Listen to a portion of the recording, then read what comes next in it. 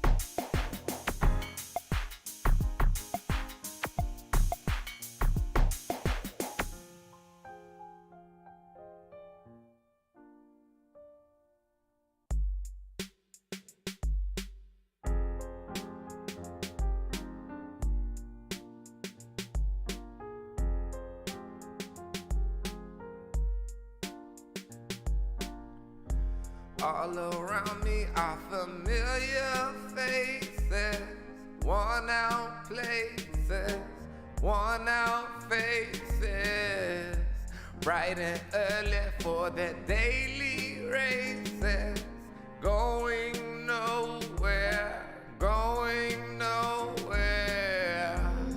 Their tears are filling up their glasses, no expression, no expression. Hide my head, I wanna drown my sorrow. No tomorrow, no tomorrow. I find it kind of funny, I find it kind of sad.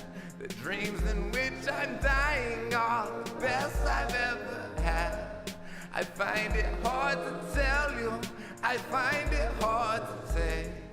When people run in circles, it's a very, very mad world.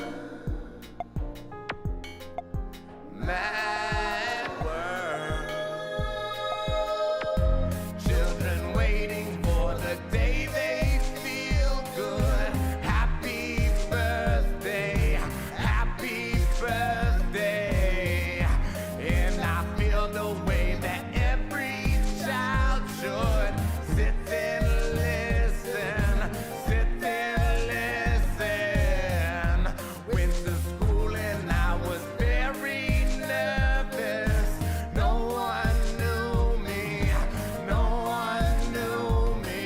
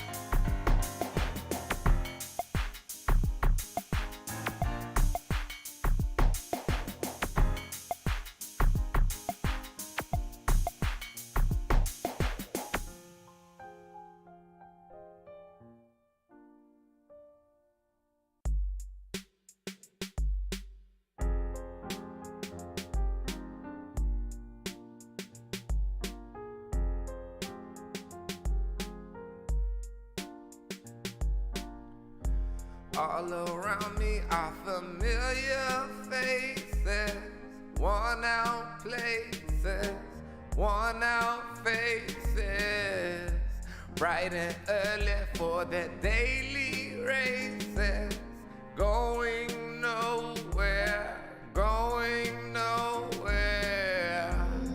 Their tears are filling up their glasses, no expression, no expression.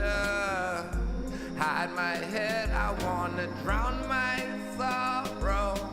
No tomorrow, no tomorrow.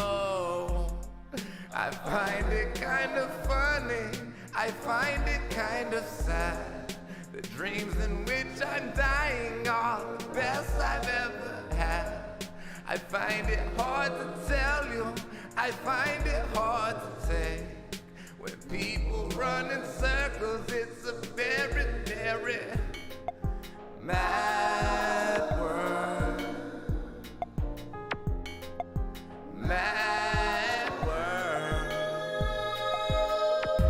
Children waiting for the day they feel good. Happy birthday, happy birthday. And I feel the way that every Mischief Kitten Rescue, what up? sit there, listen. Went to school and I was very nervous. No one knew me, no one knew me. Hello teacher, tell me what's my lesson. Look right through me, look right through me.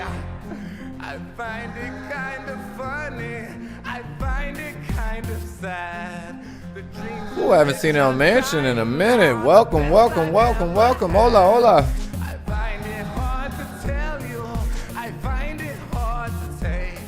When people run in circles, it's a very, very mad world. Mad world. Mad world.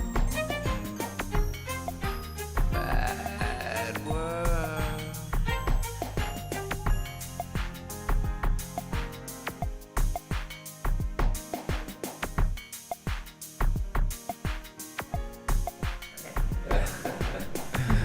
Oh, welcome, welcome, welcome, welcome. Welcome. I don't know if I ever won't think of welcome when I say welcome. Welcome. Welcome. How are we? Imagine how much welcome there is in the ocean. Dude, it's got to be a lot, right? I mean, like a lot. Yeah. Like a lot of welcome. So. Like possibly like a third of the entire ocean. You know what I'm Jesus. saying? I don't know. That might you might have some pretty high estimates there, Queen. I don't But seriously, I be thinking about all the fish cum and feces in the ocean. Every time I hit the beach, I'm like, man, this is gross. I'd rather have a kid pissing in this pool. Which, I mean, there are plenty of kids pissing in the ocean. But you also get all those extra ingredients, all the shark poop. And that's why I don't like ponds either for that same reason. Lakes, I mean. Yeah. I I lake. prefer running water. All those fish shit. Anyways, welcome guys. I'm sorry. This is how you're supposed to start a church right here. Talking about some fish shit. Get you some. And whale cum. I mean, ain't no cum like whale cum. Little known fact, Aries wants all the fish to die. That is true. I think it's starting to become more well known, and I'm so happy about that. I in the end, I'm gonna have shirts that say "Let's kill all the fish." Wow. I bet a lot of people would wear that actually.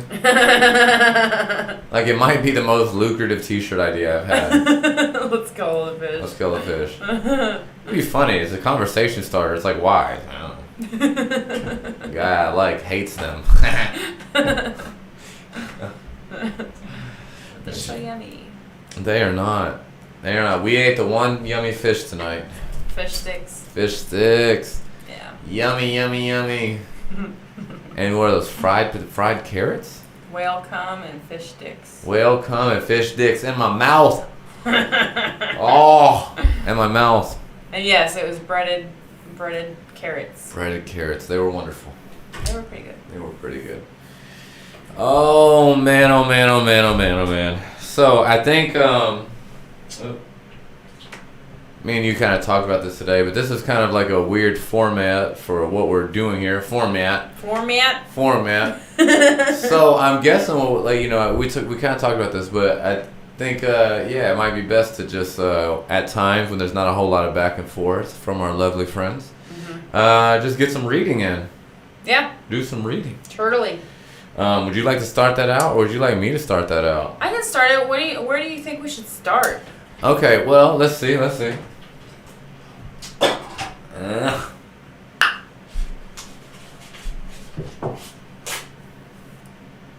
I thought you just ripped a page. It sounded like it rips. It did not rip. Like, why? I was instantly sad. I was like, no. I fucked up. Okay.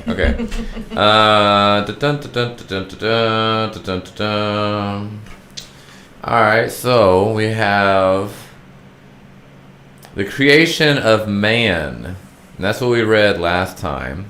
Which was heckin' interesting. Very interesting. That was like the best chapter up to that point, I feel like. Yeah. It lays out, this is Zachariah Sitchin's book. He's the leading authority on the Anunnaki. Look at that art. Doesn't he look like he just got it?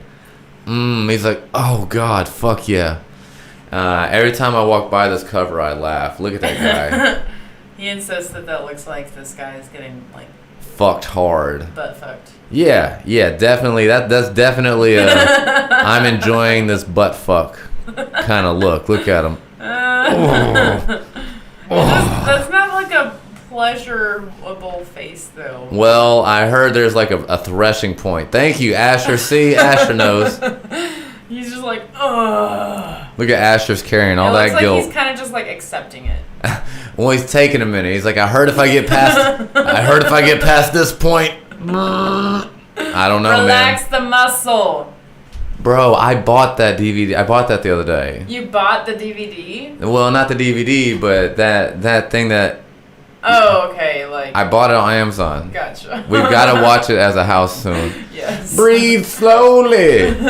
Always trying to fuck me in the ass. What you tell me? They don't make humor like they used to, man. Man, this shit is so good. Comedy. I cannot wait till we watch it. Look, Asher had to get on tonight. He's still carrying around that guilt. Look at this guilty boy. I heard you play dirty. Left your mans to perish. I'm just kidding, you sexy bastard. I appreciate you, man. I'm glad you travel and play with us, and it's just good to. This is like the most we've gotten to hang out. It's awesome. We've like still hung out. You helped him, you son of a bitch. Helped my husband's murderer. I've never died in that game, you bastard.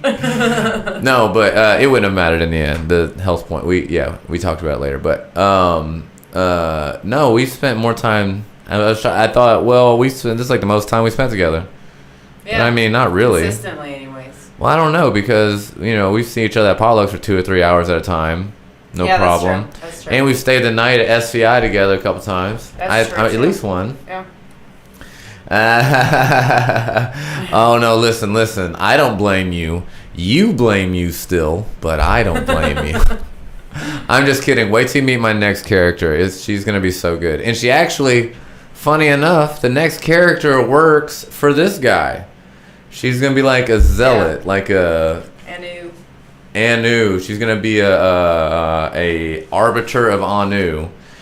So she gets to fit right into our cult, which is fun. I was like, oh, that's good. Good little crossover action there.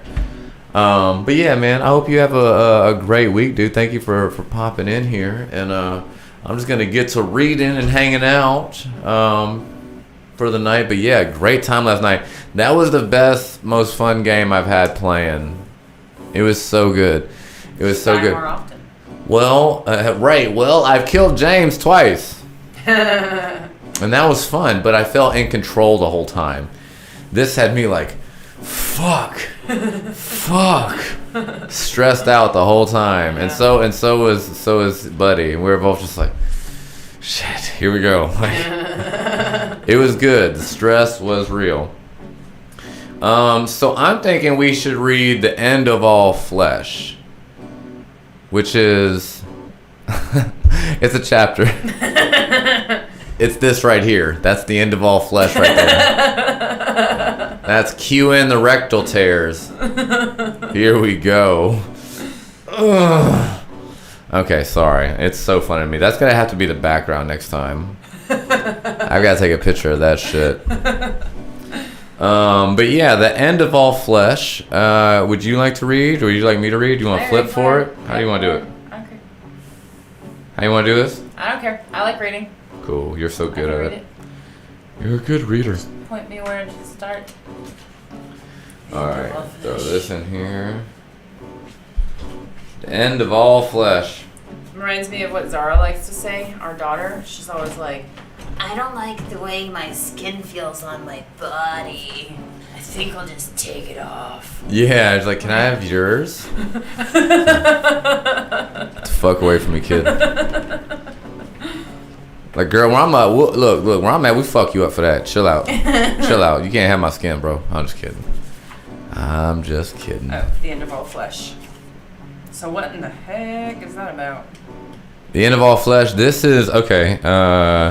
This is the flood story. This is okay. the original flood story. Tell her to take a fucking shower. Who is taking a shower?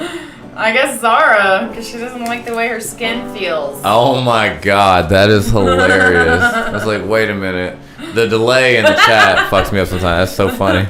They was talking about you. I was like, damn. That bad. He smelled you on the way out last night. He's like, by the way, tell your wife her pussy stinks. I smelled it on my way out. It doesn't, folks. Chill out. I don't know what's wrong with me. I'm sorry. It smells fine. It smells great. He's like, what? Whenever you rub it all on your face. Mm-hmm. I'm a whore. But like a directed whore. Anyways, I'm done. Let's read. Big Jim, I'm sorry you came in on this. Talking about being a whore and everything. For my wife, come on. It's a whore for his wife. I'm a whore for my wife, hashtag.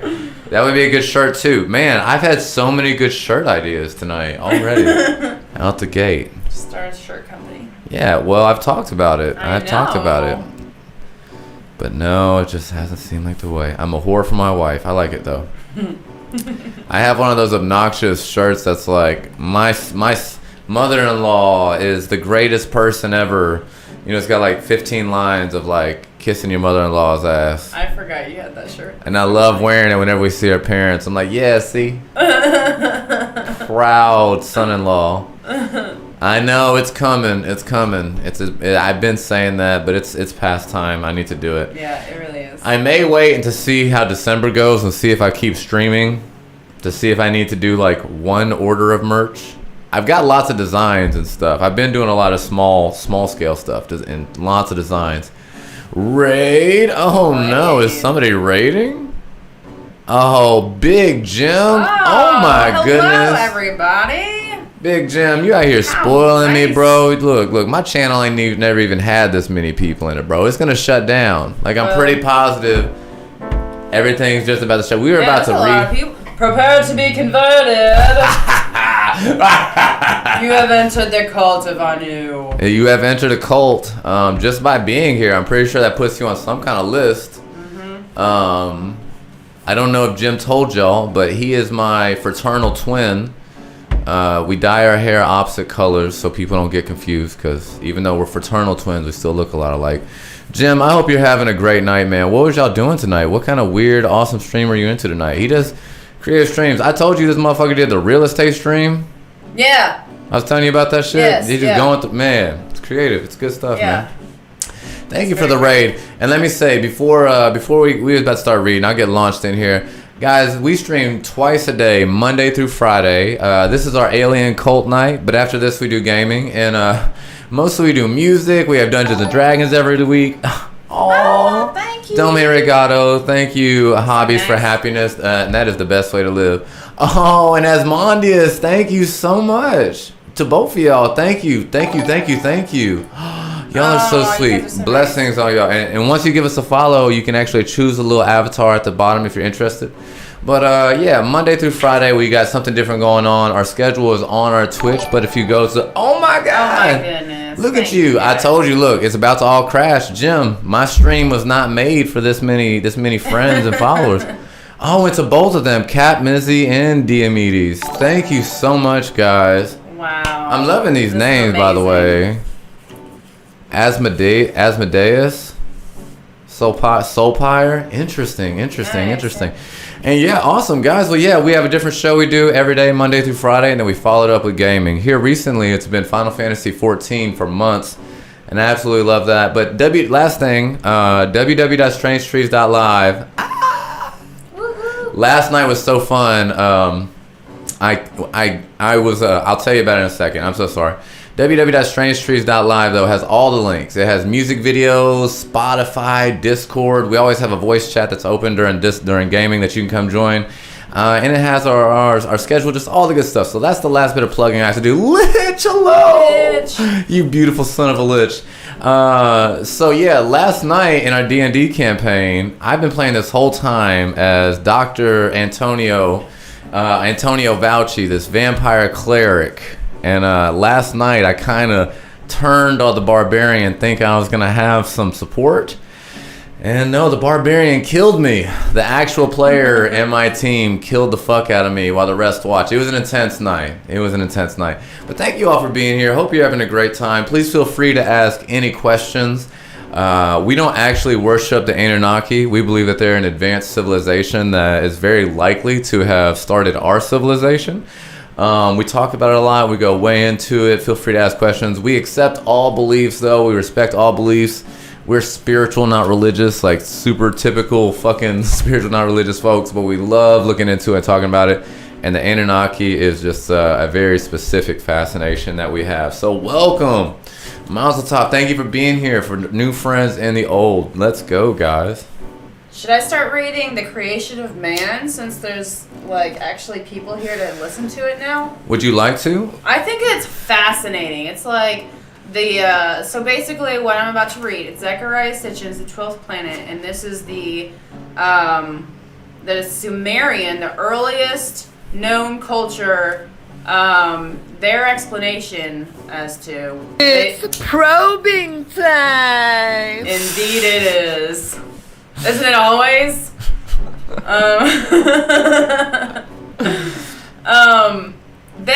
They were the first people to have come up with architecture and agriculture, astrology, astronomy, math, the 60-second minute, everything. They knew about Neptune and Pluto and stuff that we did not discover until the late 1800s, early 1900s. The colors of the outer planets and shit.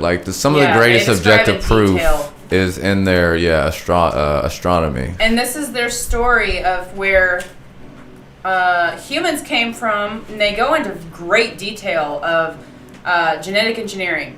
The Anunnaki coming down and genetically modifying the apes that lived here. Mm-hmm. And they go into extensive detail as to how they did that. And we're only as humans, we're only just barely beginning to discover how to genetically modify living organisms. So yeah, just imagine, this is what, how many thousand? This would be about anywhere from 4,000 to 6,000, 7,000 years ago. Yeah. The writer of this particular book, his name is Zechariah Sitchin. He is a leading authority, he was a leading authority. Look at that statue. Doesn't he look like he just got it? He's like, oh, fuck yeah. Sorry. So he's a leading authority on translating cuneiform. Cuneiform is the oldest language that we have. Many languages spring from cuneiform. One could argue all of them.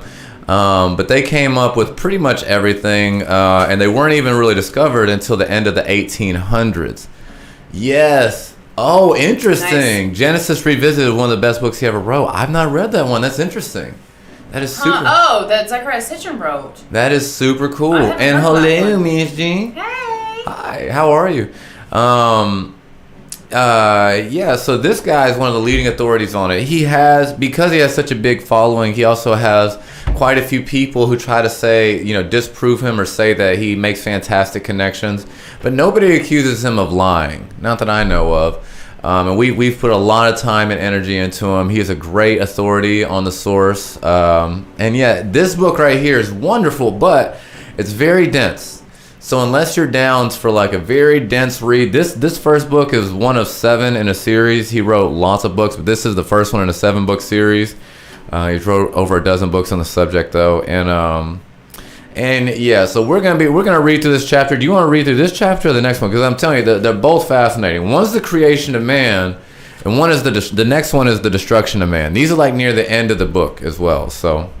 You know what? What are you thinking, this one Queen? looks like it kind of like jumps into some interesting shit right off the bat. The next chapter? Yeah. Yeah, all right. The first one takes a little bit of time to get started. Right. And it's interesting, but it is Kitten a lot Rescue, of, welcome back. Sorry, go ahead. Oh, hello. What was I saying? You were it takes a saying. minute to get started. I don't know. Maybe I should just read, because this is basically like the original flood story. Then I think is what I'm going to read instead. Yes, just to give it a little setup here. This will be the original flood story. Most cultures have a flood story. This is the first one. So if you're familiar at all with Noah's Ark, and or any of the other flood stories, you will hear lots of on-the-nose references. But one thing to keep in mind is this is the oldest. If you look up the Epic of Gilgamesh, it is the oldest epic ever written. Like it's near 6,000 years old. It's like it's same culture as where the Code of Hammurabi comes from, where the Jewish people come from, Sumerian culture.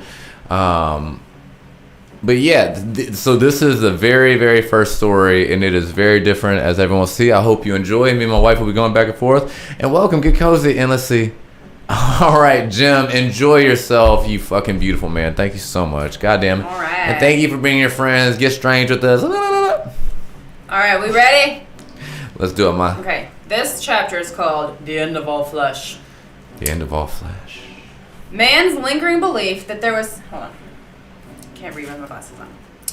Man's lingering belief that there was some golden age in his prehistory cannot possibly be based on human recollection, for the event took place too long ago, and man was too primitive to record any concrete information for future generations.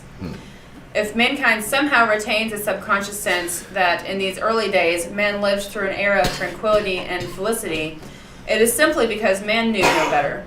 It is also because the tales of that era were first told mankind not by earlier men, but by the Nephilim themselves. The only complete account of the events that befell man following his transportation to the abode of the gods in Mesopotamia is the biblical tale of Adam and Eve in the Garden of Eden. And sometimes he will refer to the Anunnaki as the Nephilim. He believes that there may be a connection there, and since the Bible is so culturally big, he'll sometimes pull back over it, just so there's no confusion. Yeah. Feel free to ask questions. Go ahead. And this is an exact quote. And the deity Yahweh planted an orchard in the Eden of the East, and he placed there the Adam whom he had created. And the deity Yahweh caused to grow from the ground every tree that is pleasant to the sight and good for eating. And the tree of life was in the orchard, and the tree of knowledge, the tree of knowing good and evil. And the deity Yahweh took Adam and placed him in the garden to work it and to keep it.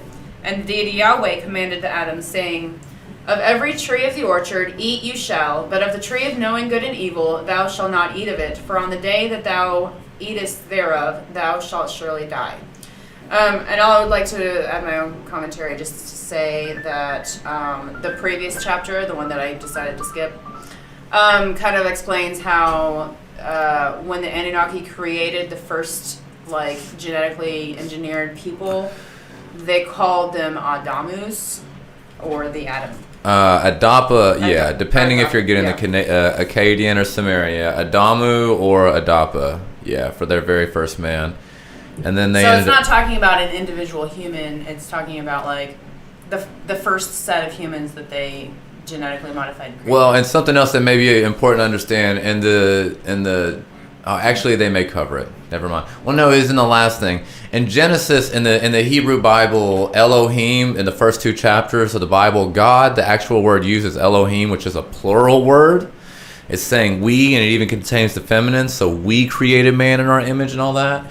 But the Yahweh character here is not the same as the person who created man. Yeah. Even in the Bible, it's Elohim created man, this happened, and then in chapter 3 of the Bible, it goes into Yahweh, this particular guy dealing with it. And the Anunnaki say that Yahweh, or this Yahweh character, which is somebody else, was actually somebody else who later on wanted humans, or took them on. Anyways. Yeah, it was like just one of the Anunnaki who took part in this scientific endeavor to create a new species. When it's interesting, Zachariah Sitchin, Misty, makes a reference to that, how the Hebrew word for rib is T, and something else is also T, and he thinks that's it might be a mistranslation or even a double meaning, because the first specimen they did make was a guy, but then later on they made 14 at one time, 7 guys and 7 gals, all at one time. And the way they did it was interesting. The first ones that they made, they said that they impregnated themselves with the embryos. So like Anunnaki themselves carried the first humans. Yeah. Anyways, go ahead. All right. The 2 virtual fruits were available. The earthlings were prohibited from reaching only for the fruit of the tree of knowing. The deity at that point appeared unconcerned that man might try to reach for the fruit of life. Yet man could not adhere even to that single prohibition, and tragedy followed. The idyllic picture soon gave way to dramatic developments which biblical scholars and theologians call the fall of man. It is a tale of unheeded divine commandments, divine lies, a wily but truth-telling serpent, punishment, and exile. Appearing from nowhere, the serpent challenged God's solemn warnings.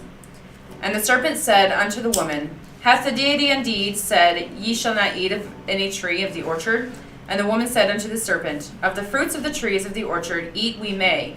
It is of the fruit of the tree in the midst of the orchard that the deity hath said, Ye shall not eat of it, neither touch it, lest you die. And the serpent said unto the woman, Nay, ye will surely not die.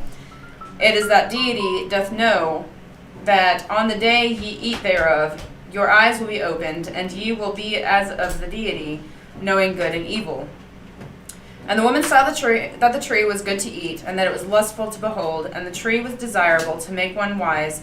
And she took of its fruit, and did eat, and gave also to her mate with her, and he ate. And the eyes of both of them were opened, and they knew that they were naked, and they sewed fig leaves together, and made themselves loincloths. Reading and rereading the precise tale, one cannot help wondering what the whole confrontation was about. Prohibited under the threat of death from even touching the fruit of knowing, the 2 earthlings were persuaded to go ahead and eat the stuff which would make them knowing as the deity. Yet all that happened was a sudden awareness that they were naked. The state of nakedness was indeed a major aspect of the whole incident.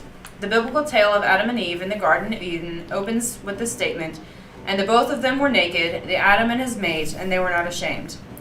They were, we are to understand, at some lesser stage of human development than that of fully developed humans. Not only were they naked, they were unaware of the implications of such nakedness. Further examination of the biblical tale suggests... Hold on 1 second. Do you hear that? Yeah. It's like the ocean. like a rocket. That's weird. It might be, is it the fan? Maybe. Let me see. No, because it got louder. Hold on 2 seconds. That's weird. Did you guys hear that? Sounds like the ocean.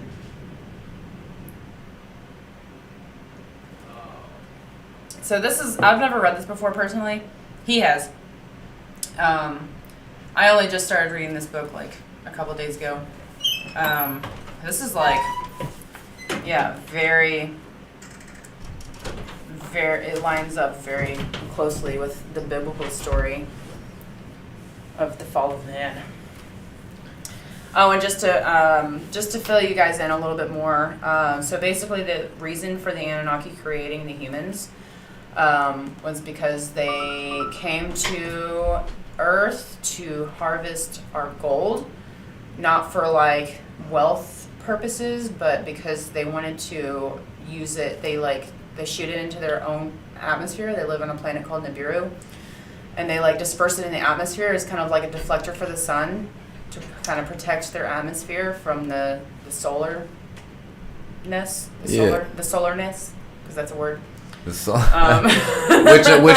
which I'm sure is just one of many reasons. Yeah, probably. It's hard to say what the entirety of the gold is an incredible like electric conductor. Like it's a very useful metal.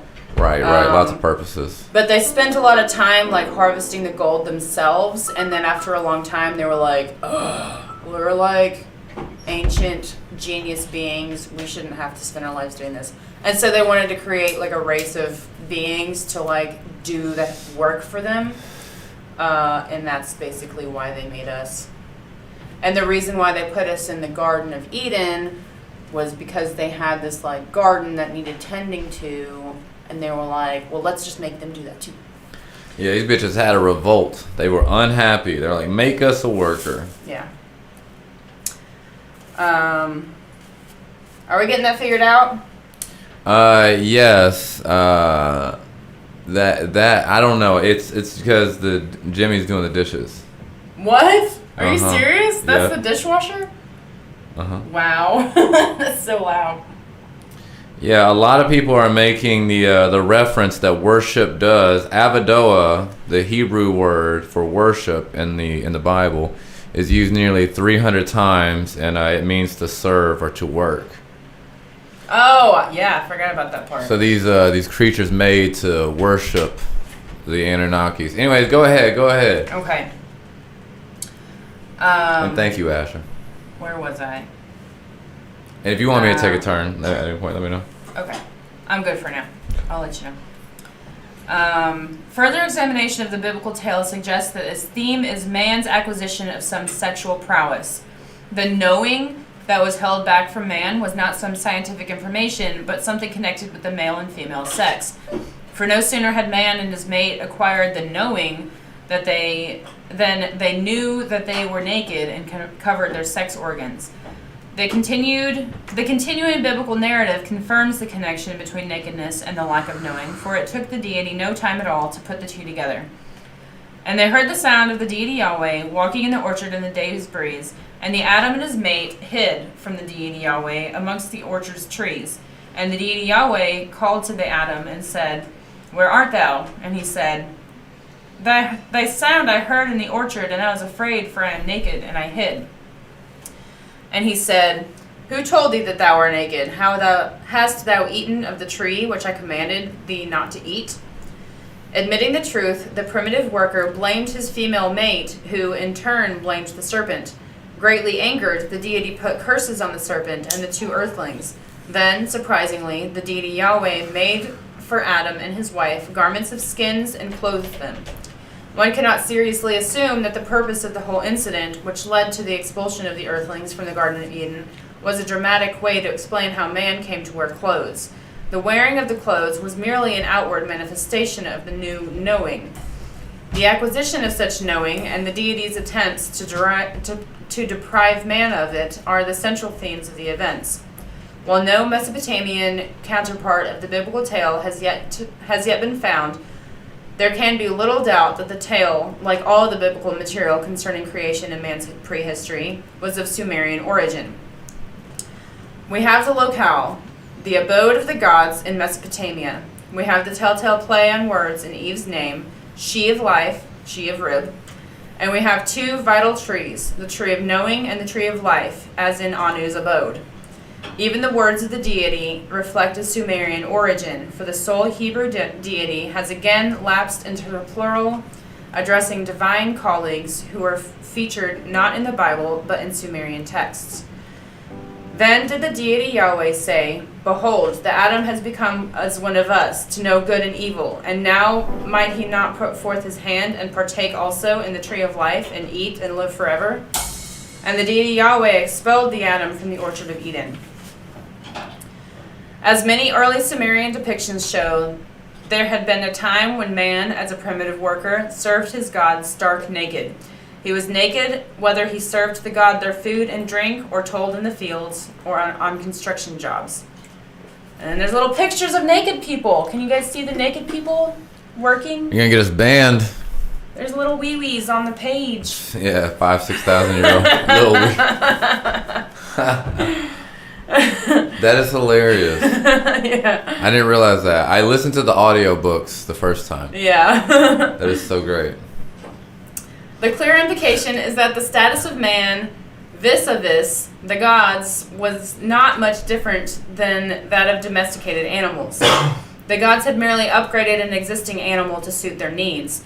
The lack of knowing, then, mean that naked as an animal, the newly fashioned being also engaged in sex as or with the animals. Some early depiction indicate that this was indeed the case. And it shows two people fucking. Nice. Nice.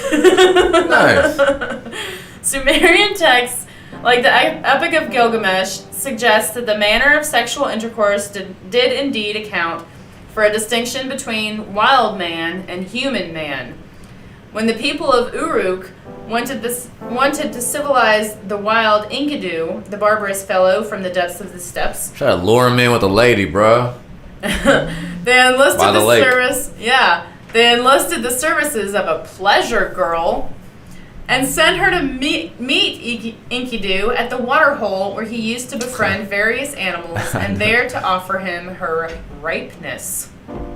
It appears from the text that the And turning let me say, point, Enkidu is like a 17-foot monkey man thing. Yeah. Gilgamesh, Yeah. if y'all have heard the name Gilgamesh, the Code of Hammurabi talks about Gilgamesh. The Epic of Gilgamesh does, obviously. There's lots of stories of Gilgamesh. Gilgamesh was 18 feet tall, and so was Enki. They're around the same height.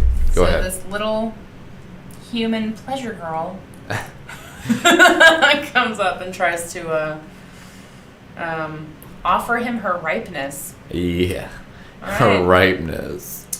Sounds kind of gross, but whatever. Yeah, I mean, yeah. I mean, it sounds like she's the one that needs to take a shower. I'm just kidding. Where was I? I'm looking up his exact height while we're talking. Oh, nice. It appears from the text that the turning point in the process of civilizing Enkidu was the rejection of him by the animals he had befriended. It was important, the people of Uruk told the girl, that she continue to treat him to a woman's task, until his wild beasts that grew up on his steppe will reject him. For Enkidu to be torn away from sodomy was a prerequisite to him becoming human. He had to stop butt fucking these animals at the water hole. Okay, I thought that he was over here, like, making friends with the animals. That is not what they meant when they meant befriending them. He was knowing them biblically. He was fucking the animals at the water hole. My man's out there doing it. The last freed, this is an exact quote from what the Sumerians wrote. Ready? The lass freed her beasts, bared her bosom, and he possessed her ripeness. She treated him, the savage, to a woman's task. To a woman's task. Sexist as fuck. Wow. Well, listen. Do you want to let a 18-foot dude fuck you? Or do you want to get on top of an 18? Like, you want to be on top or bottom when it comes to that situation? That's... She's like, valid let me point. do the woman's duty. It's called just ahead. And owie. Terrifying. Apparently, the ploy worked. After 6 days and 7 nights, after he had had his fill of her charms, he remembered his former playmates. He set his face toward his wild beasts, but on seeing him, the gazelles ran off. The wild beasts of the steppe drew away from his body. They probably did that anyways. Yeah, they're like, no, not him again. Oh my god. The statement is explicit. The human intercourse brought about such a profound change in Enkidu that the animals he had befriended drew away from his body. They did not simply run away, they shunned physical contact with him. Yeah, maybe they didn't like what the fuck he was doing to them. Yeah, they were scared. Astounded, Enkidu stood motionless for a while, for his wild animals had gone. But the change was not to be regretted, as the ancient text explains. And this is an exact quote. Now he had a vision, broader understanding. The harlot said to him, to Enkidu, "Thou art knowing, Enkidu, thou art to become like a god." The words in this Mesopotamian text are almost identical to those of the biblical tale of Adam and Eve.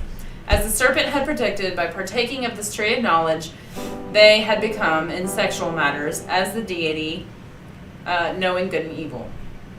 If this meant only that man had come to recognize that having sex with animals was uncivilized or evil, why were Adam and Eve punished for giving up sodomy? The Old Testament is replete with admonitions against sodomy, and it is inconceivable that the learning of a virtue would cause divine wrath. The knowing that man obtained against the wishes of the deity, or one of the deities, must have been of a more profound nature. It was something good for man, but something his creators did not wish for him to have. We have to read carefully between the lines of the curse against Eve to grasp the meaning of the event. Quote, "And to the woman he said, I will greatly multiply thy suffering by thy pregnancy. In suffering shalt thou bear children, yet to thy mate shall be thy desire. And the Adam named his wife Eve, for she was the mother of all who lived." This indeed is the momentous event transmitted to us in the biblical tale. As long as Adam and Eve lacked knowing, they lived in the Garden of Eden without any offspring. Having obtained knowing, Eve gained the ability and pain to become pregnant and bear children. Only after the couple had acquired this knowing, Adam knew Eve, his wife, and she conceived and gave birth to Cain. Throughout the Old Testament, the term "to know" is used to denote sexual intercourse, mostly between a man and his spouse for the purpose of having children. I loved that the other day. I was like, I want to know you biblically. Find you one. Yeah, they do kind of use that term a lot. I love it. To It's suggest fucking. That's so suggestive. I just want to point out that you told me that this is the story of the flood. This is It not. This is about the analysis of the early fuck stories of the humans. Well, it's called The End of Flesh. I thought that was the flood story. It's the one after that, if not then. Yeah, this is all about animal sex, I guess. No, they're setting it up.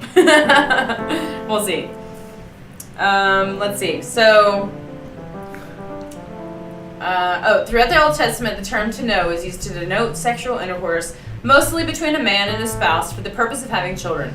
The tale of Adam and Eve in the Garden of Eden is the story of a crucial step in man's development, the acquisition of the ability to procreate. That the first representatives of Homo sapiens were incapable of reproduction should not be surprising. Whatever method the Nephilim had used to infuse some of their genetic material into the biological makeup of the hominids they selected for the purpose, the new being was a hybrid, a cross between two different, if related, species. Like a mule, a cross between a mare and a donkey, such mammal hybrids are sterile. Through artificial insemination and even more sophisticated methods of a biological engineering, we can produce as many mules as we desire, even without actual intercourse between donkey and mare. But no mule can procreate and bring forth another mule. Were the Nephilim at first simply producing human mules to suit their requirements? I love it because you're emphasizing the same way that the guy who read the audiobook did. I've read too many. I mean, I've listened to too many audiobooks, I guess. You're doing awesome, by the way. If you need it, if you want to take it, if you need a break at some point, just let me know. I'll gladly take over. All right. We'll see. I like reading out loud. It's fun do to you me. think?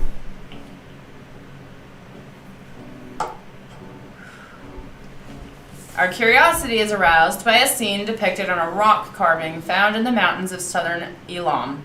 It depicts a seated deity holding a laboratory flask from which liquids are flowing, a familiar depiction of Enki, who was an Anunnaki scientist, one of the main ones. He's covered up by the chat. Yeah, you can't see him. See He's his holding name the down infinity here. symbol. ENKI. He's on the other side of Aries. Yeah, Inky. A great goddess is seated next to him, a pose that indicates that she was a co-worker rather than a spouse.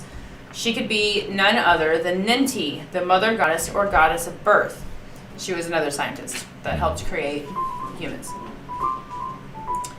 The two are flanked by lesser goddesses, reminiscent of the birth goddesses of the creation tales. As Aries mentioned before, there were 14 Anunnaki women who volunteered to become pregnant for the first humans to be born. Through artificial, not even artificial insemination, but through impregnating a genetically modified embryo and putting it in them carrying it. And 7 held males and 7 held females. And that's who they are referring to as the birth goddesses. Mm-hmm. Facing these creators of man are row upon row of human beings whose outstanding feature is that they all look alike, like products from the same mold. And it's got a picture of I can't tell if you can see, but that's it just looks like an army of humans just standing all completely identical. Our attention is also drawn again to the Sumerian tale of the imperfect males and females initially brought forth by Enki and the mother goddess, who were either sexless or sexually incomplete beings.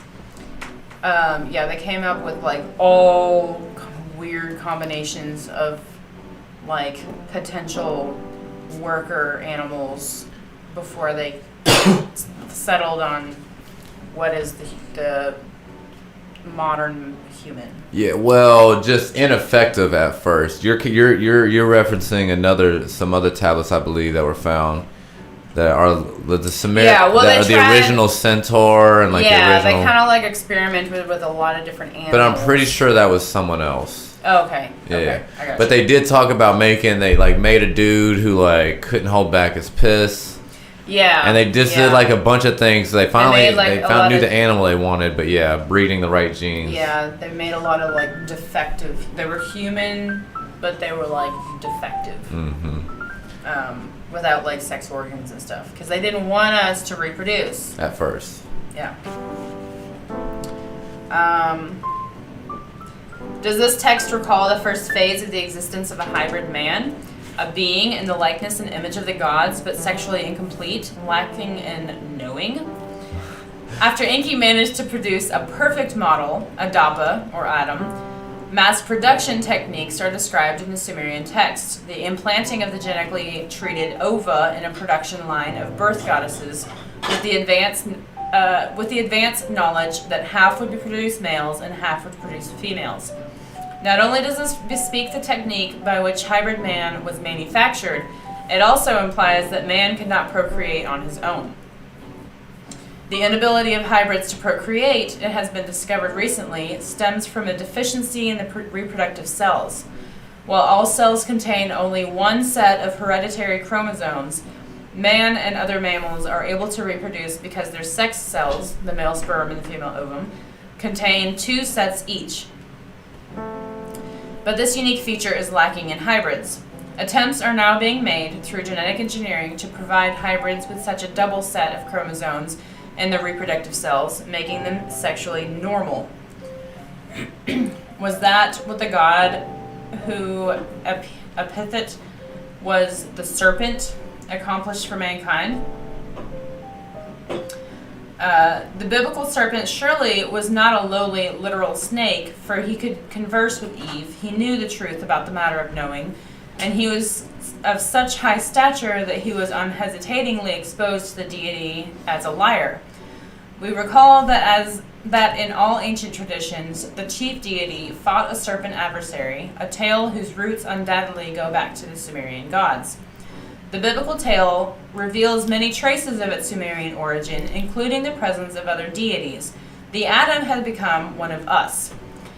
The possibility that the biblical antagonists, the deity and the serpent, stood for Enlil and Enki, seems to us entirely plausible. Enlil, this guy behind me, this guy, and Enki. They were brothers and also kind of adversaries. Well, they worked together, but they had like a cooperative struggle for a very long time. A lot of people speculate that that's like who the people were trying to portray in the Bible when they're speaking about Yahweh and Lucifer. A lot of people say that Enlil was supposed to be Yahweh and Enki was Lucifer, but I think it was the other way around, honestly. Or it might have been Enki's son, Marduk. Yes. It's hard to say. Yeah, because I think that these were actually titles, not their names. Yeah, they were definitely titles, and so it's hard to displace, like, at what point. Like, in our Discord, we have links for all this stuff, like, where we made spreadsheets and try to show what gods were who and when, and we're still working on that. But yeah, it's hard to say. It's hard to say. Because Enlilship, Enlil was the second dude in charge. It was Anu and his wife, and then Enlil and his wife, and there was an order of 12 of them. If that sounds familiar, it's because most religions have a pantheon of 12 that actually leads shit. But at one point, Enlil is replaced by his brother's son, which is also a common story and struggle in different mythologies and stuff like that. So when it comes to Yahweh in that time in history, the Father God, Storm God, and lots of other things point toward,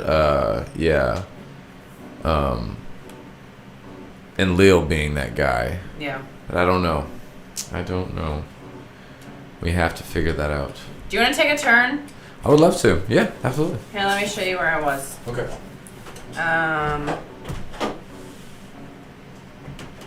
I think right there. Got you. Okay. All right. Thank you for your wonderful reading.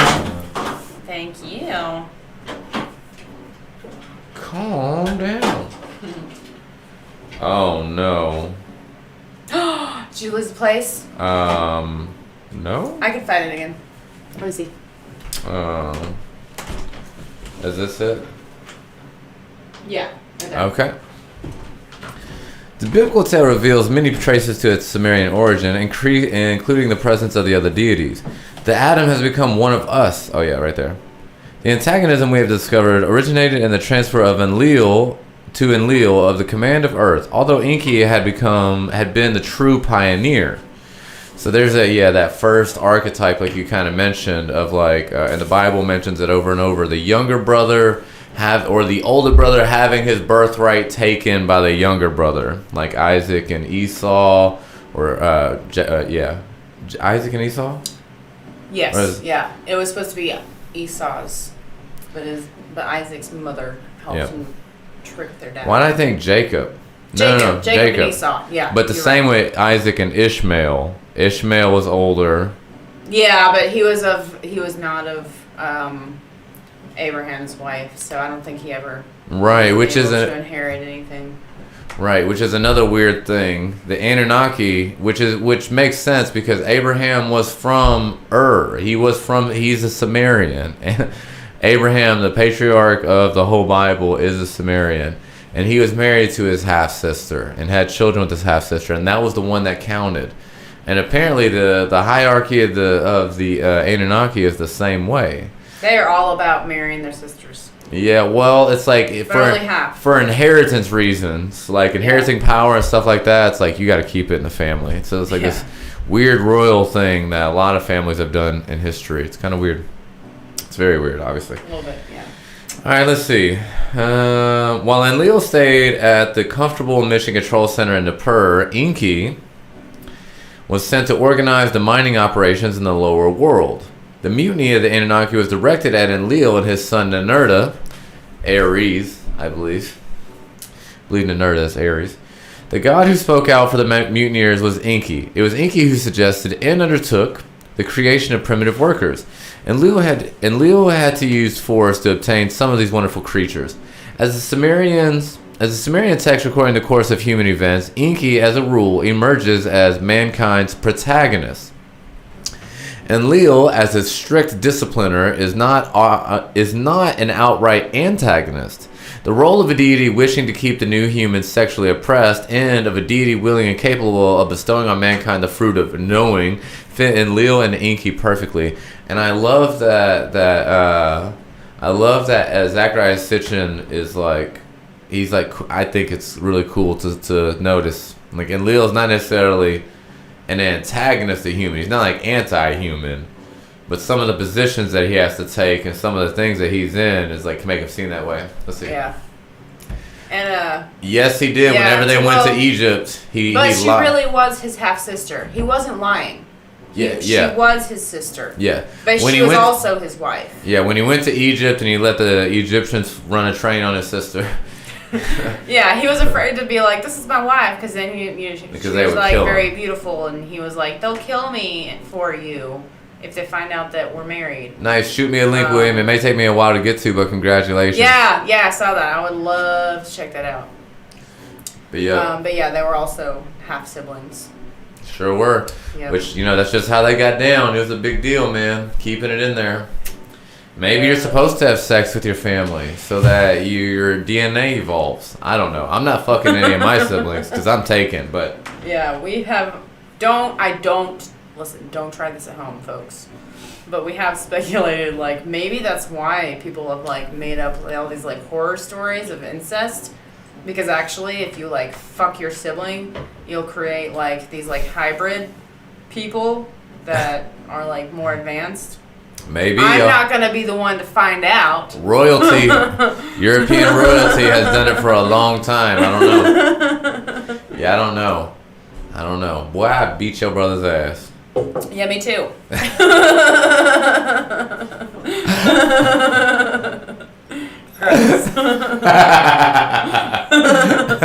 I think he would take both of us to beat my sister's ass. Like, hold her back, I'll hit her with this thing.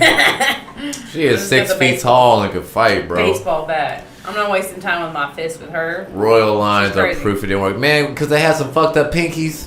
Nah, because they had a little eye thing every now and again. They all right. Thank you, William. And forgive me if it takes a minute. As you know, I'm not going to make it y'all's problem, but I am like stupid busy, but I will end up getting to it, and that is exciting. Thank you, sir.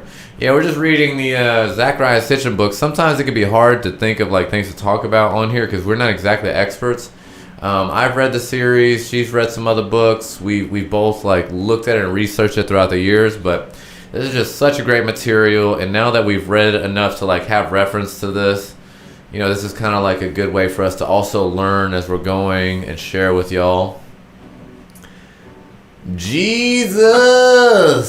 I mean, at least that's not like a genetic relation to you. Right. I mean... It's just a little bit fucked up, though. I'm not going to lie.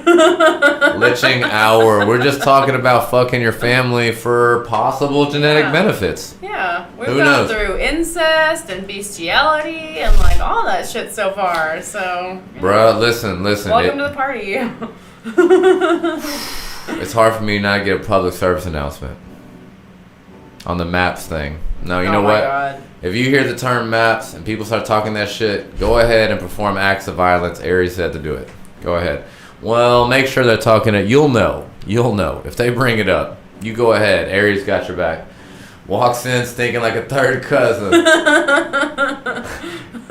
While we're on the subject, they're like, it's my third cousin. Third cousin. I'm sorry you came here. I'm really sorry you came here.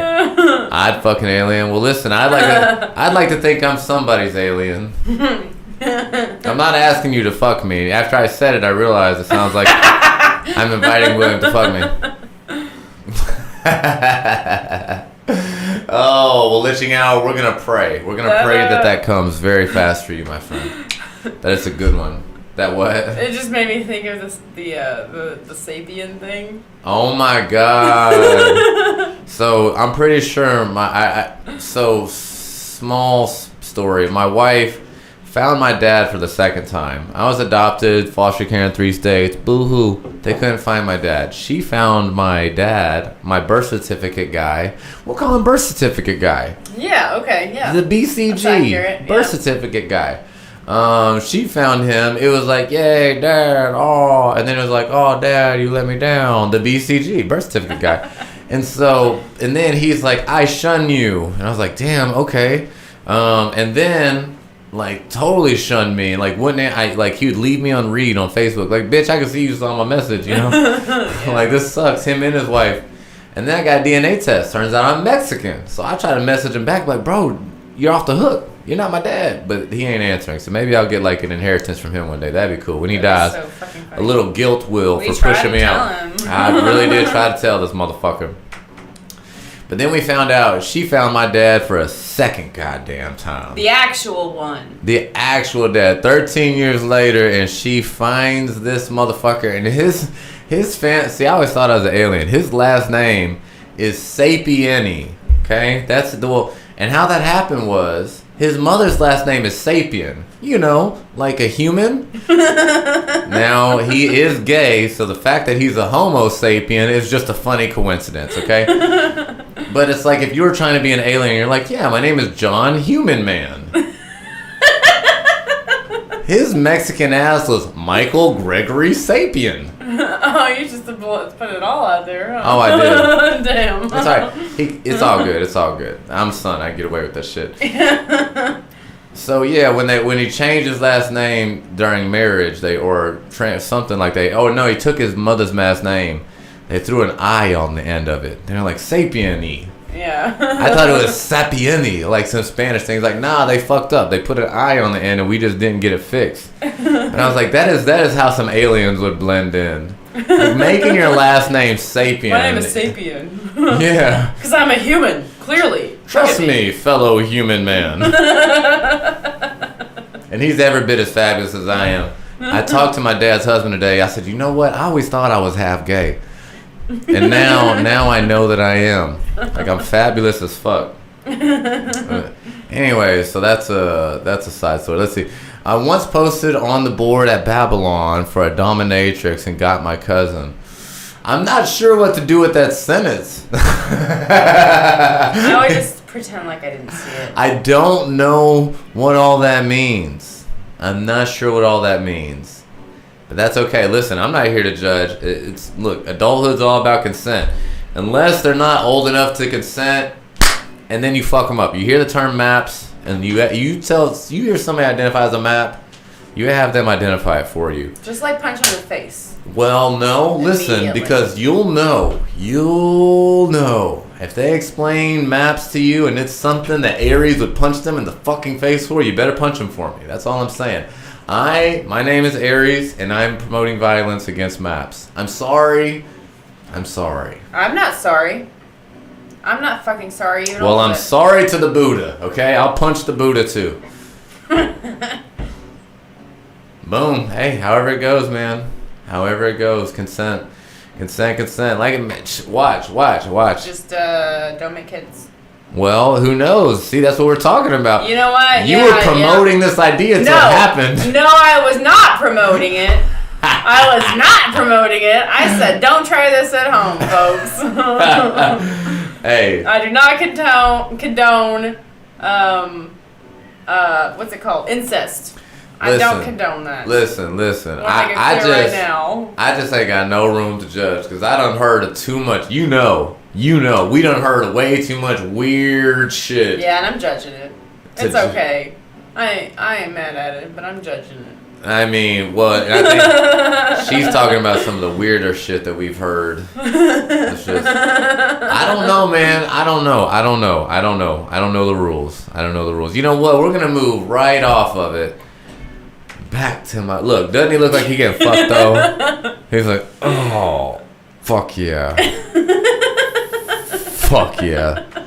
That's what I'm saying. I'm sorry, he does. He looks like that.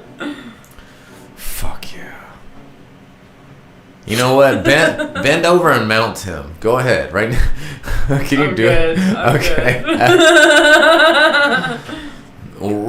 He said, well, Adam and Eve only had 2 sons. Somebody had to fuck their mother. Well, you're just tuning in, but actually what we're reading explains that Adam, or the Sumerian word Adamus, is not the name, Adamu, sorry, is not the name of the first human, but the title given to the first, like, group of human species that were genetically modified by the Anunnaki. I think he was still the first dude, because I think they made the first dude first. No, they talked about it in the last chapter. Yeah, but Ninhursag, his wife, Enki's wife, had the first dude, and Adapa was considered special, who some other people refer to as Adamu. Let's look into it. That's okay. Yeah, I thought that was like the name of the people, like the group that was created. Maybe that's definitely possible. We just read this stuff the other night. Either way, there were 14 original humans. Well, and in the Bible, even though Cain was sent off to another land, which was a mystery to me. Even whenever I was a Christian, I did my own research and shit when I was a Christian. And so it's like, where the fuck did Cain go? If they were the first, yeah, they would have had to fuck their mom. But he was banished and given a mark to show that he wasn't that. The mark of Cain. It was so that to help ensure his safety. Well, but he was sent to another tribe of people because he found somebody else and procreated. Yeah. Well, the last chapter that we read it mentioned how they started like making these humans in like mass production, and after they created humans in order to be workers. And so once they had successfully created a worker animal, us, all the Anunnaki on the planet were like, I want some, make some for me. Yep. And so like some of them just happened to have landed in like the Garden of Eden, which is like the Anunnaki's garden, like for food and shit. Yep. Like I said, Hebrew, the first 2 chapters of the Bible are like, we made a human and we did all this shit. And then the 3rd chapter, it talks about, that's the first use of the word Yahweh, which is a different use for the word God. So if you're willing to entertain it, it would be different than the collective Elohim, which is the first use of the word God. Oh, man. I love it. Let me do this. I think I'm going to go ahead and read for a little bit here. Yeah. I love seeing these pictures because I didn't, like I said, I listened to it on the audiobook the first time. And hello to friends old and new. Thank you for those who stuck with us. Thank you for those who are coming back. Thank you for the chat, for being so active. William, thank you for always putting it out there, bro. Thank you for everyone who's chilling out and hanging out. We appreciate you. Mischief. I hope I'm looking forward to checking out some of those updates. Actually, I don't even think I'll be able to enjoy it. It's okay. All right, so we're going to go ahead and read here. Let's see. All right, so let's see. Once more, Sumerian and biblical plays on words came to our aid. The biblical form of serpent is Nahash, which does mean snake, but the word comes from the root nish, which means to decipher, to find out. So that Nahash could also mean he who can decipher, he who can find things out, an epithet befitting Enki, the chief scientist, the god of knowledge of the Nephilim. And which is weird. Sometimes he calls things plays on words, but I don't know if it's really a double meaning play on word or a mistranslation. Yeah, I think it's hard to say. A mistranslation. On top of that, all the stories in the Bible are copies from provably older stories. So where the Bible may fill in some gaps, it also makes me skeptical as to why it's retelling these older stories but slightly different. Yeah. Like big change is different. I don't know. We'll see. Drawing parallels between the Mesopotamian tale of Adapa, who obtained knowing but failed to obtain eternal life, and the fate of Adam, S. Langdon's Semitic mythology reproduced a depiction unearthed in Mesopotamia that strongly suggests a biblical tale. A serpent symbols tail. A serpent entwined on a tree, pointing at its at its fruit. The celestial symbols are significant. High above is the planet of crossing, which stood for Anu. Near the serpent is the moon's crescent, which stood for Enki. Most pertinent to our finding is the fact that in the Mesopotamian text, the god who eventually granted knowing to Adapa was none other than Ninki. Let's see. Adam and Eve only had 2 sons, so somebody had to... Oh, sorry. Let's see. And now it's quoting something. Wide understanding he perfected for him. Wisdom he gave unto him. To him he had given knowledge. Eternal life he had not given him. A pictorial tale engraved on a cylinder seal found in Mari may well be an ancient illustration, the Mesopotamian version of the tale in Genesis. The engraving shows a great god seated on high ground rising from watery waves, an obvious depiction of Enki. Water-spouting serpents protrude from either side of this throne. Thank you for your cheek, Mark Rich. Oh, thank you. He's been dropping us some likes. We appreciate you, bud. Thank you. Let's see. Flanking this central figure are 2 tree-like gods. The one on his right, whose branches have penis-shaped ends. Well, goddamn.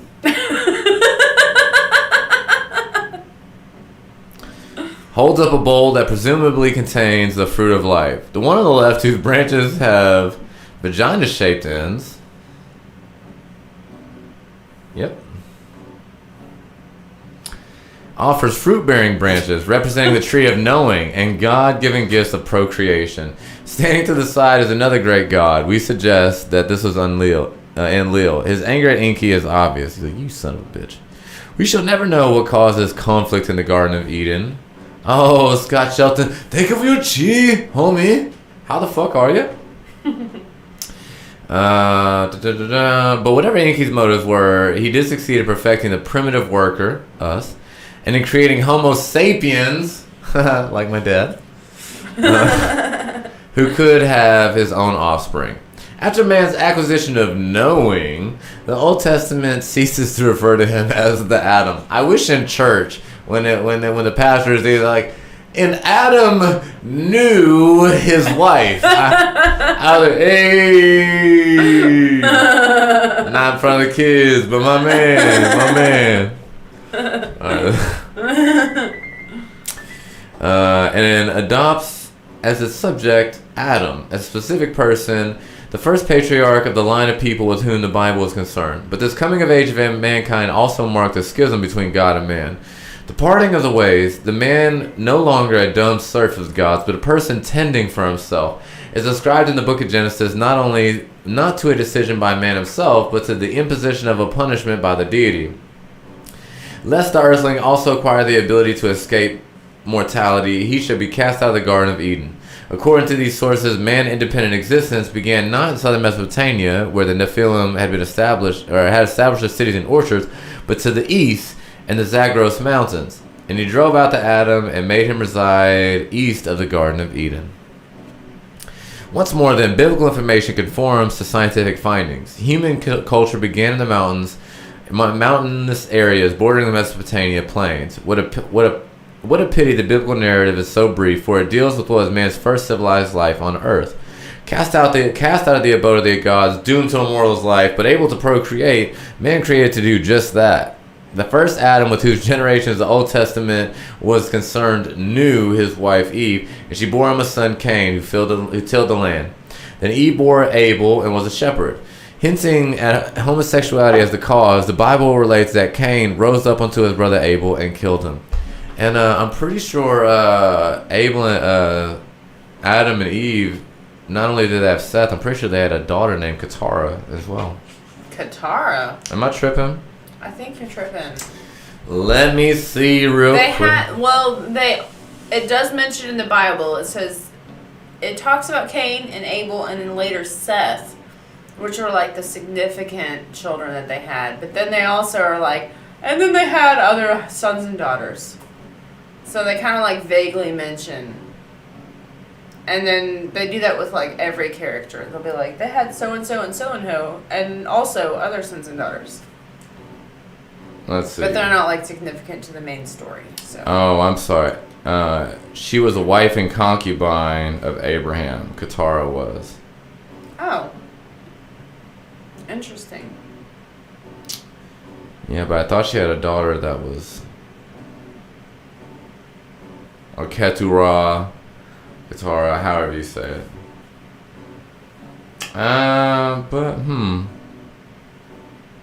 Sorry, I don't got the little thing. Boom. Okay, sorry, putting that back. Alright, just kidding. Here we go. Bam. Alright, let's see. Oh yeah, here we go. Fearing for his life, Cain was given a protective sign by the deity and was ordered to move farther east. At first leading a nomad's life, he finally settled in the land of migration, well east of Eden. There he had a son who he named Enoch, inauguration, and he built a city and called the city after the name of his son. Enoch in turn had children and grandchildren and great-grandchildren. In the 6th generation after Cain, Lamech was born. His 3 sons are credited to the Bible as the bearers of civilization. Jabal was the father of such as dwell in the tents and have cattle. Jubal was the father of all that grasped lyre and harp. Tubal-Cain was the first smith. But Lamech too, as the ancestor Cain, became involved in murder, this time of both man and child. It is safe to assume that the victims were not the same humble strangers, for the book of Genesis dwells on the incident and considers it a turning point in the lineage of Adam. The Bible reports that Lamech summoned his 2 wives, mothers of his 3 sons, and confessed to them the double murder, declaring, "If Cain be 7-fold avenged, Lamech shall 70 and 7-fold." This little understood statement has been assumed to deal with the succession. We see it as an admission by Lamech to his wives that the hope that the curse of Cain would be redeemed by the 7th generation, the generation of their sons, had come to naught. Now a new course, lasting much longer, had been imposed on the house of Lamech. Confirming that the event concerned the line of succession, the following verses advise us of the immediate establishment of a new pure lineage. And Adam knew his wife again, and she bore him a son, and called his name Seth, foundation, for the deity hath founded for me another seed instead of Abel, whom Cain slew. The Old Testament at this point loses all interest in the defiled line of Cain and Lamech. Its ongoing tale of human events is henceforth anchored on the lineage of Adam through his son Seth, and Seth's firstborn Enosh, whose name has acquired in Hebrew the generic connotation human being. It was then Genesis informed us that it was begun to call upon the name of the deity. And I'm pretty sure he's leading all of this because that is the bloodline of Noah. Yeah, we're getting to the flood. We're getting to the flood. Okay. Lots of prequel. Yeah, getting all set up. And guys, we hope everybody's doing fabulous out there. I hope y'all are doing great. If you have any questions, we don't mind taking a break and giving some background. This is a very complicated subject, the Anunnaki and the Sumerians. We've got spreadsheets. The links are available on our Discord as we try to unravel the quest. If anybody else is super interested on this, please feel free to connect with us and contribute in any way possible. Otherwise, thanks for being here. Yay! Let me see. And yeah, as far as the spreadsheets go, so basically, Aries has done a really good job of kind of connecting the dots between like the original Sumerian god characters with all kinds of different religious gods, like the Greek gods, the Roman gods, the Egyptian gods, the biblical god, and the false gods in the Bible. Like there's just like, they kind of, because they were here for like a really fucking long time, and they traveled from different place, from place to place. And so we suspect, and Zechariah Sitchin's niece wrote a book that kind of connected the dots as well, and Aries kind of like unknowingly got a lot of them the same as she did, about how like these are actually, they're all talking about the same people, they just call them different things. Like Zeus being an actual being, like they didn't like building a temple and all this shit directed to them. And their stories, they'd have stories just like lots of other people that the gods are right over there. Like they live over there. They had my cousin build a temple. He died building it. It was big sads, but they're still just right over there. And that was the way it was in Greece and Rome and lots of other places. And so yeah, me and a few others have suspected that these actual group of beings kind of we're in different places, so we're trying to fill in the blanks, but it gets difficult. It gets difficult because once again, the titles transfer. So it's like Inky, the third male in command, the overall fifth in command, and it just seemed like I'm not being sexist. It just seemed like the women had less of a. There wasn't as many stories of them like making decisions or anything, but they were part of the 12. I don't know, but anyhow, he shit. I forgot where I got fucked around being self-conscious about that and forgot where I was going with it. But yeah, we're just the title. Okay, the title is transferable. Like Enki, his name was Ea, E-A, and so. But once he came to Earth and there was this 12 established, he became Enki. Well, later on, his son inherits Enlil's space, but he inherits Enlil's ship. So in Sumerian culture, he's referred to as Enlil. So it's kind of hard to decipher if you're trying to connect these guys to the other gods, because this pantheon is in Egyptian culture, Norse culture, Greek culture. The gods had a pantheon of 12. That were in charge. They had like 3 main people that were in charge, and then but they had the 12, and they had all these like correlating stories. Yeah. So here we go. So we're trying to figure it out. Thank you, Queen. Thank you, Queen. I was like, well, it's not perfect. It's not perfect. He's got a really good start on it though. It's fun. Go check it out. Let's see. Honestly. Let's see. He's like, I'm so sorry. We're sorry. Sorry. South Park reference. Let's see. The Sumerian text, which described the early stages when the gods were alone in Sumer, describes with equal precision the life of humans in Sumer at a later time. So they do have lots of records of like a long ass history of them just being on Earth before any of this happened. Like they were on Earth doing lots of things for a long time before they're like, fine, all the tedious labor, we'll just make some animals to do the work for us. Instead of making robots, they made animals, which are like organic robots. Yeah, that's kind of interesting that was their conclusion. Yeah. I mean, it's like the ultimate robot. Yeah, well, and they make themselves. You know, at first they made them not to procreate, but then they started procreating. And then they started fucking them themselves. They're like, man, this thing is fuckable. Look at the cheeks on that one. Wow. I think I will. The guy's all drunk. Like, nah. I'm gonna go fuck one. And they did. There's very descriptive stories about the Anunnaki fucking humans. As long as they're not maps, Asher. Those maps get clapped, buddy. May the maps get clapped. I said it. Sometimes you just gotta put them down as a society. Yeah. I don't know. Maybe. Y'all tell me if I'm right. Let's see. Or you don't have to. I need to quit. Maybe I need to quit being so violent about it. Nope. No, I don't. No. Yeah, you're right. They're like, you were encouraging violence. I was like, yeah, I guess maps? So. Toward maps, sure. Listen, yes. I'm all about giving them a chance, but if they insist, they don't need teeth. That's all I'm saying. You don't need teeth to live. Pardon my ghetto. Oh, Don't feel bad about it. Don't feel bad about it. Okay, you're right, gangsta. You're right, baby. All maps can die. All maps. Anyways, let's read. Yep, here we go. Let's see.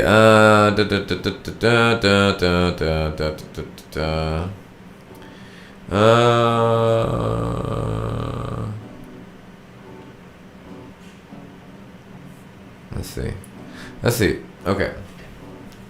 At some point, then, the human beings banished from Eden were allowed to return to Mesopotamia to live alongside the gods, to serve them and to worship them, to work for them.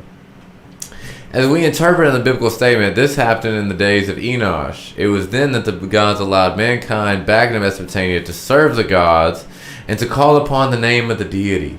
Eager to get to the next epic event in the human saga, the deluge, the book of Genesis provides little information besides the names of the patriarchs who followed Enosh. But the meaning of each patriarch's name may suggest the events that took place during his lifetime. The son of Enosh, through whom the pure lineage continued, was Canaan, little Cain. Some scholars take the name to mean metalsmith. Canaan's son was Mahalalel, praise of God. He was followed by Jared, he who descended. His son was Enoch, consecrated one, and at age 365 was carried aloft by the deity. But 300 years earlier, at age 65, Enoch had begotten a son, Methuselah. Many scholars, following Lydia D. Jeffries, ancient Hebrew names, their significance and historical value, translate Methuselah as man of the missile. Interesting. Methuselah's son was Lamech, meaning the one who was humbled, and Lamech begot Noah, respite, saying, "Let this one comfort us concerning our works and the suffering of our hands by the earth, which the deity hath cursed." And by the way, shout out to the Book of Enoch, which helped us kind of break out of our own Christian mold.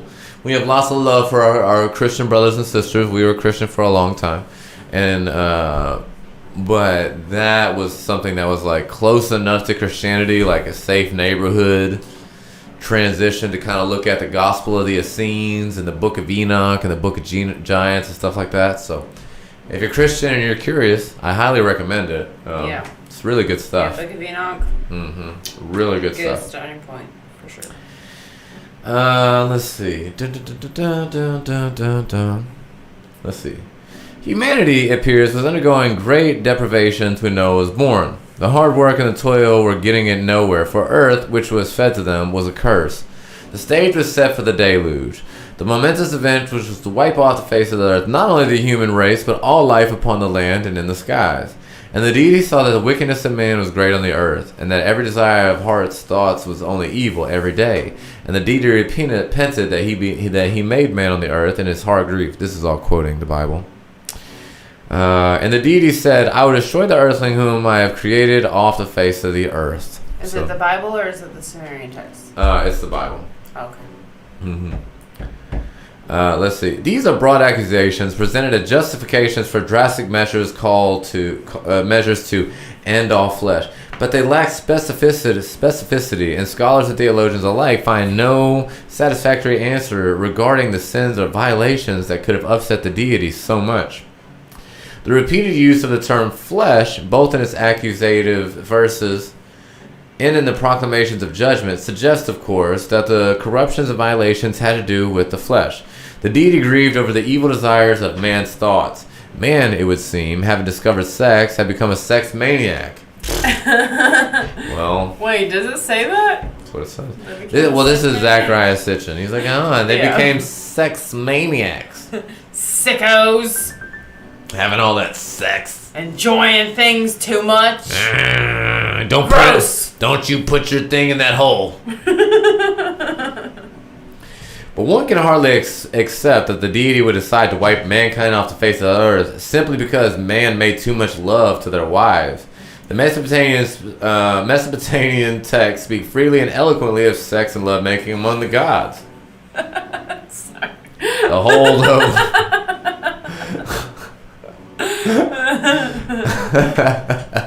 Bless you, Lich. There are texts describing tender love between gods and their consorts, illicit love between a maiden and her lover, violent love, as when Enlil raped Enlil and got kicked the fuck out the pantheon for a while, a long time. They took that shit serious. Yeah, they're like, capital fuck you, sir. There is a profusion of text describing lovemaking and actual intercourse among the gods with their official consorts and unofficial concubines. Damn, unofficial concubines. That is the nicest way of saying it. Unofficial concubines. It's like so they're just like random hookers, basically. Yeah, I mean, yeah, they just just hoes doing what hoes do. You know what I'm saying?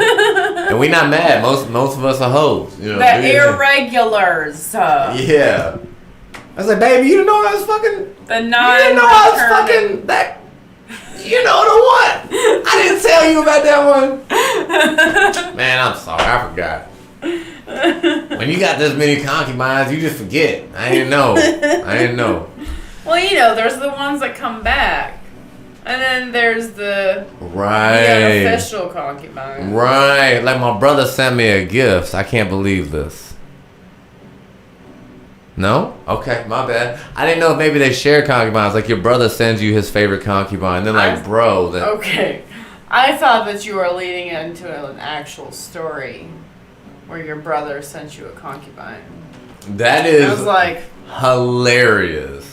What? You were like, we've been together 14 years. You would have heard that one, man. Like, bro, David was wildin'. That is hilarious.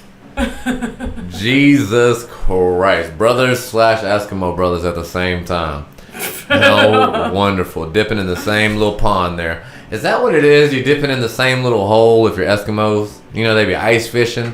I don't know. I don't know where that term came from. You gotta Maybe that would make sense. You gotta cut a little hole when you're an Eskimo to do the ice fishing. Yeah, you both gotta stick your line in the same little hole. Yeah, and hope you catch something. And if you don't catch nothing, you might have to share. You know what I'm saying? It's like, well, let's go, brother. Maybe it's because Eskimos, maybe it's like, there can't be too many people living in their little tribes. You know what I mean? Right. So maybe they mean a literal. They're like, everybody be fucking everybody. They're like, nah, man, we just fuck who we can up here, bro. It's it's not a lot else to do. It's nighttime always, and we're depressed. So we all fuck. All right, we're depressed, so we all fuck. That's a good book. But it's too fucking cold. Right. Well, I hate fucking in the cold. I don't know about y'all. That would be even more reason to cuddle up together. You know what I mean? That's true. Yeah. They are known for one wife, many husbands. Are you serious? And only flaps. Hello. What a good time to come in. Are you serious? Is this a thing? Are Eskimos known for that?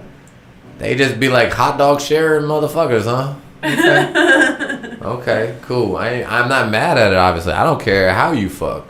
As long as you don't fuck me on mine, I don't give a shit. I don't know. That sounds exhausting. Trying to keep up with two dudes' libido. It's like, can y'all just like fuck each other for a while? Like, give me a fucking break.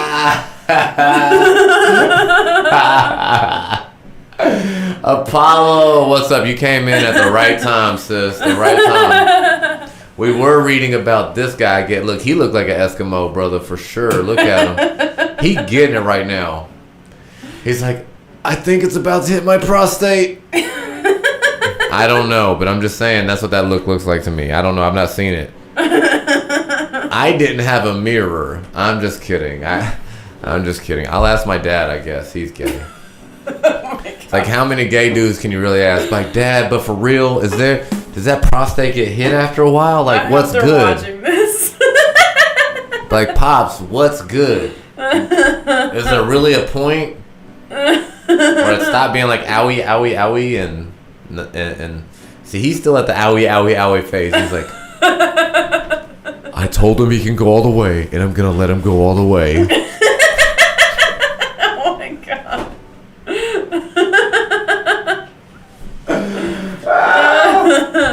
Well, listen, William, and me too. If it's tiny, listen. Where the little ones at? That's what I'm talking about. Little toys, fine. But I'm told there's a point past the owie, owie, owie zone that is wonderful, and I just haven't been brave enough. I don't like it. I'm gonna go ahead and say it. I don't fucking like it. I don't blame you. I've tried it. I don't like it. Say, I don't like it. I was like, well, I'll try it. I'll see what's up. I can't. Ow. Oh, owie, owie, owie. Well, I revisit it every couple of years, and I'm just like, no. I mean, okay, so there's a point past the owie, owie, owie. Is that what you're saying? Listen, we're gonna give so many rectal tears before it's over. It's a good thing we're not famous. You know what I mean? If we had a few hundred people following us, you know what I mean? There'd be some kid tonight like, all right, I guess I'm ramming this son of a bitch all the way in. Oh God. Owie, owie, owie. That's why it's a sound bite. You just gotta be gentle and use lots of lube. But you didn't answer my question. Is there really a point past that? There's gotta be. I just can't figure out how it's worth it. I don't know, like. Well, for women, no, but allegedly for men, there's a point. I don't know. I'm just gonna have to take y'all's word for it. I'm not brave enough to go. It's like I've been told if you do enough DMT, you'll blast right through those geometric shapes. And I'm like, bro, I don't know, man. I was so far gone. Yeah, I honestly, like, I can't speak for men because apparently it's just like a different thing for them. But for women, it's like, you're just being nice to your partner. That's all that is. Like, because for the life of me, I can't figure it out. Like, I don't understand. Like, how can this be enjoyable to some people? Well, see, I mean, you get past the pain in the military, too, you know what I mean? But it's still pain in the end, you know what I'm saying? So I'm trying to figure out. I like my sex enjoyable, not painful. Right. I don't know, like, maybe, I don't know. Well, I do like being beat up a little bit. I learned. Like, nah, but for real, choke me. Like, don't be a little bitch about it. It's like, what? That's different, though. I don't know, it's different. But pain. I'm like, no, like, for real, punch me. I'm done. Don't be a bitch. Punch me. Could you imagine my ghetto ass just... All right. I should stop. Here we go. This is church. Okay? We're in church right now. This is the best kind of church. This is all the shit I wish I could have talked about in church. You know what I'm saying? We hang with the congregation right now. This is praise anew. This is great. Let's see. Okay, you know what? I feel good. We've been on here. You feel good about where we're at? Yeah. I feel like this is a good stopping point. I was at a new page. We never made it to the flood story. No, but that's where we're going to be at next time, guys. And Llama with Shades, thank you for coming and chilling. What a cool name. And Spike Trap, let's see, Spike Trap Claire. Okay. That sounds like a real Bill Cosby evening, but, you know, whatever. Spike Trap Claire? Sure. Damn it. Has Bill Cosby become too easy? Well, it's time that he got some of his own medicine. Let's go. I'll take this. Do a little mile marker. Guys, I'll be back in no longer than 30 minutes is what it's looking like. I appreciate the fuck out of y'all. I really do. All the love and the support means everything. Jim, thank you again for sending all your cool friends my way. To old friends and new friends, I appreciate you. Apollo, I'll be playing Final Fantasy. Apollo and Mischief. Mischief still here? Let's see. Even a bear.